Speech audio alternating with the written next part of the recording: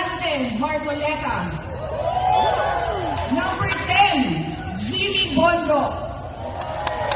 Number 56 sa balota, Attorney Vic Rodriguez.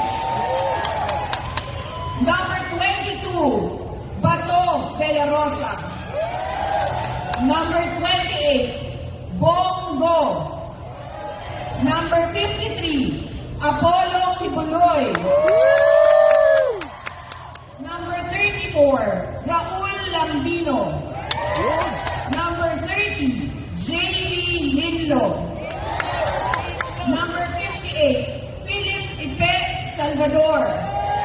At number 42, Doc Marites Mata. Alam ko, hindi kayo matutuwa. Pero iboboto ko si Amy Marcos.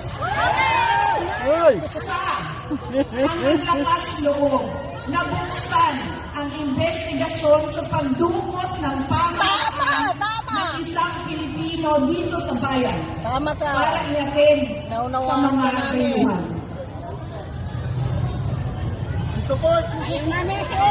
Support! May support! Iboboto ko rin si Camille Villar. Pero hindi namin binoboto. Dahil sa kanyang karanasan bilang mambabatas sa House of Representatives. Naiintindihan ka namin, Na pero hindi namin makakatulong binoboto.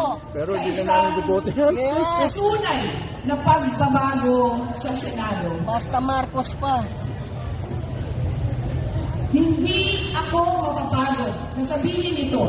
Nauto ka lang yan. We Filipinos deserve better. Tunay na kapayapaan at kaunlaran na Malambot hindi ka sa lamang puso mo. para sa iilang politiko at mayayaman. Kaya sa May 12, kailangan natin maging mapagmatya. May mga ulat at bulong-bulungan na may mga kumikilos na sa iba't ibang parte ng ating bansa.